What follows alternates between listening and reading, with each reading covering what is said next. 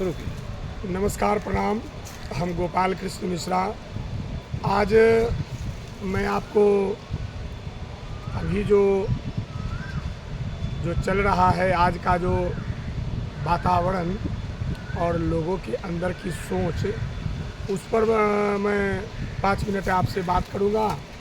मित्रवर, आज मैंने कुछ कौतुक देखा है। एक वीडियो वायरल हुआ जिसमें एक 14-15 वर्ष की बच्ची को हमने यह कहते सुना और देखा भी कि मैं अपने जिस्म की नुमाइश करूंगी, मुझे रोकने वाले आप कौन होते हैं।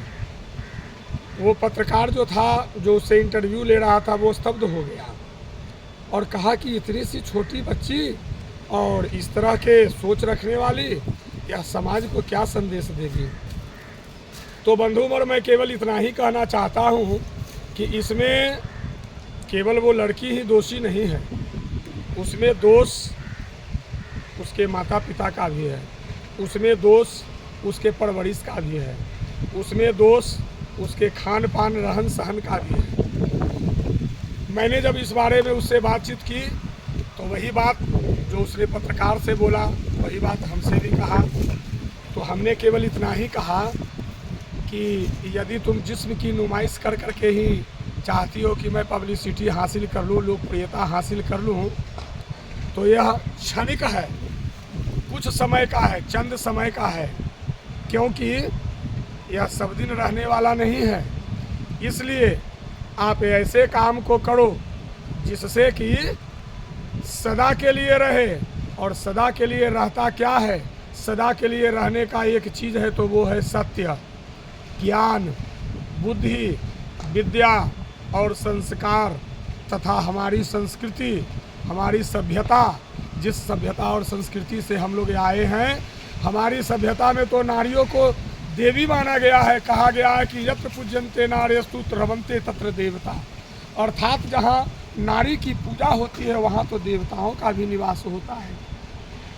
लेकिन आज कहाँ हमारा समाज जा रहा है बंधुवर। आज मैं बहुत दुखी होकर करके इस वीडियो को बना रहा हूँ और आपके समक्ष प्रस्तुत कर रहा हूँ कि ये केवल एक ही लड़की, एक ही बच्ची की बात नहीं है। तमाम हमारे इस भारतवर्ष में 1 अरब 40 करोड़ जनसंख्या वाले देश में न जाने कितनी बहनें, न जाने कितनी बेटियां इस माहौल को अवलोकन कर रही है और उसी को देखा देखी कर रही है। देखा देखी करना गलत बात नहीं है, आप करो, अनुकरण होनी चाहिए, लेकिन अनुकरण अच्छाई की होनी चाहिए, अनुकरण सच्चाई की होनी चाहिए। तो बंधुवर, ज़रूरत है, आज हमारा समाज और हमारा देश उस मुहाने पर खड़ा है कि अगर थोड़ा सा भी ठोकर लगा तो वो ऐसी गहराई में गिरेगा कि फिर जहाँ से उठ पाना संभव नहीं है, मुमकिन नहीं है बंधुओं। तो बस मैं आप सबसे केवल इतना ही रिक्वेस्ट करता हूँ और हमारा यह अनुनय विनय है कि कम से कम अपने अपने बाल बच्चों पर आप स्वयं देखिए, ध्यान दीजिए। आपकी पुत्री, आपके पुत्र कहाँ जाते हैं, उसके मित्र कैसे हैं, उसके हाव भाव कैसे हैं, इन सब चीज़ों पर विशेष रूप से ध्यान देना होगा।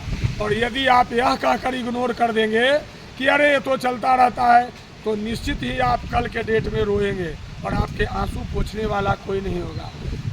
मैं जान रहा हूँ, मैं समझ सकता हूँ कि हमारी बातें बहुत सारे लोगों को तकलीफ़ और नुकसान पहुँचाने वाली लगती होगी कि ये तो आते हैं तो कड़वी बात बोलते हैं। तो भैया इस बात को समझो, दवाएं अक्सर कड़वी ही होती है, लेकिन वो गंभीर से गंभीर बीमारियों का भी इलाज कर देती है। तो उसी तरह से मेरे भाई, मेरे बंधु, हमारी बातें उन लोगों के लिए कड़वी है जो गलत हैं, उन लोगों के लिए यह मिठाई का काम करता है, मिष्ठान का काम करता है जो अच्छे हैं। हमारी बातों को आप समझिए, उस पर चिंतन कीजिए और गंभीर मुद्रा में, क्योंकि यह विषय आई गई वाली बात नहीं है, बहुत ही गंभीर विषय है बंधुवर। अतः हमें इन बातों को सोचना होगा, समझना होगा, मंथन करना होगा और निष्कर्ष निकालना होगा। और इसके साथ साथ गार्जियन को भी, अर्थात अभिभावक को भी, यदि आप चाहते हो कि हमारे बाल बच्चे संस्कारी बने, हमारे बाल बच्चे आचरण अच्छे रखें, तो उसके लिए सर्वप्रथम आपको अपने आप को सुधारना होगा, क्योंकि आप भी जो एन के इन प्रकार में हो ना, इस एन के इन प्रकार को आपके बाल बच्चे ही देखते हैं। क्या उस पर असर पड़ेगा? आप घर में रहते हो, कोई आता है ढूंढने के लिए, खोजने के लिए, आप कह देते हो अपने बाल बच्चों से ही कि कह दो कि पिताजी हमारे घर पर नहीं हैं। आप स्वयं अपने बाल बच्चे को झूठ बोलना सिखा रहे हैं बंधुवर। तो इन सब चीज़ों से बचिए। और यदि आप चाहते हैं कि एक अच्छा चरित्र का निर्माण हो सके, तो चरित्र का निर्माण करने के लिए चित्र को संवारने की आवश्यकता नहीं, क्योंकि जब चरित्र हमारा सही रहेगा तो चित्र स्वयं खुद ब खुद सुंदर हो जाएगा। ठीक है, बस आज इतना ही, फिर मिलते हैं एक अगले अंक में। तब तक के लिए हमारा नमस्कार, प्रणाम, जय हिंद, जय माता।